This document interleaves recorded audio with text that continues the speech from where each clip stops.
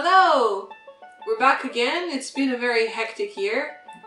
In that year, my youngest brother got married. The company that we've started actually trading. We got married. We got married. And I recently passed my Viva, so I can now officially start calling myself Dr. Mann. Dr. Mann. But not the crazy one from Interstellar. No, I'm not that crazy. No, you won't leave me to die on a planet surrounded by a black hole. Good. So with the more time available, hopefully, that means more videos, more food. More making stuff. And to start that off, maybe some artwork as well. Hopefully. And to start that off, we're going to start with building a PC. This first video is going to go through the design process for building a PC, designing and speccing out your own.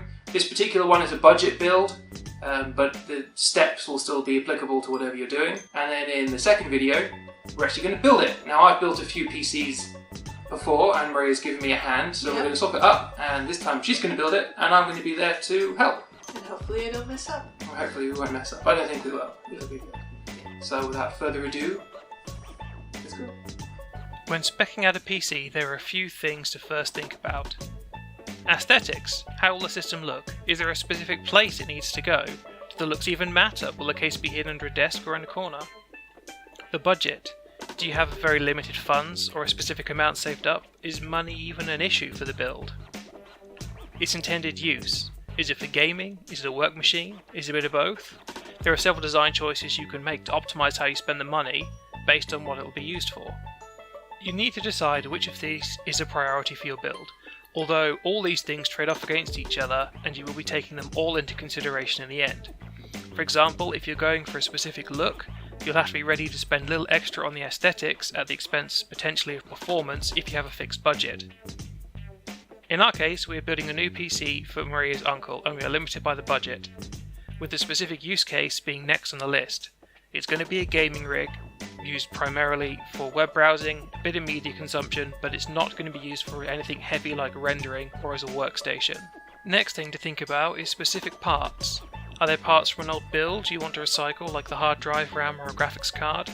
Is there a particular component you have your eye on? When I built my PC, I knew I wanted to use the Intel i7-5820K as I was going to need the power to run some engineering simulations and to render videos. Because of this choice, it quickly narrowed down my choice of motherboards, cases and RAM. Pretty much everything got narrowed down by deciding to use this processor. If you're open to using any new parts, this is where the intended use comes in more strongly. For Uncle's PC, we know it's going to be set up in an environment that can get quite hot. It's going to be on a desk, and that it's going to be used mostly for gaming and media consumption. Because of this, we don't have to go for a high-end processor like an i7 or even an i5.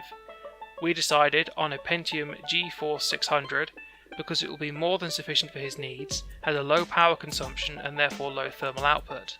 This choice of CPU and the requirement to be on his desk led us to pick a Micro ATX B250 motherboard to support the Intel chipset.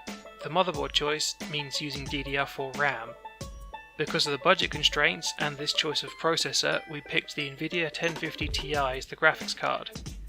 Lastly, with the budget constraints, we picked the cheapest Micro ATX case, and as it supported a full-sized power supply, we were able to pick a semi-modular 550 watt supply. Personally, I won't use anything other than a semi-modular or fully modular power supply anymore, as experience has taught me just how much easier they are to work with, even if they are a little more expensive than their non-modular ones. You can see how each factor leads on to the next. To help you keep track of your choices, and if there are any things you forgot, I suggest using a website like PC Part Picker. It's very good at giving you an idea of power requirements, the best places to buy, and if there'll be issues with your parts fitting together, although it's not foolproof, as we found out on this build with the CPU cooler that we bought. There is also a very active forum and community who are happy to give out advice. Another example of how things trade off against each other and how one or two design requirements can drive all the other specifications are the builds I'm preparing for my brother and dad. They both gave VR a go on my Vive and loved it so much they want to set up. Both will be in the lounge, so having a small form factor is important. My dad has a bigger budget than my brother. Gaming in VR needs grunt, and the small form factor means getting a case with extra space for fans to keep things well cooled. For both, the choice was to go with an HTPC form factor, but that has forced the use of a smaller, more expensive power supply and careful consideration of the dimensions of everything inside, like the graphics card and the CPU cooler.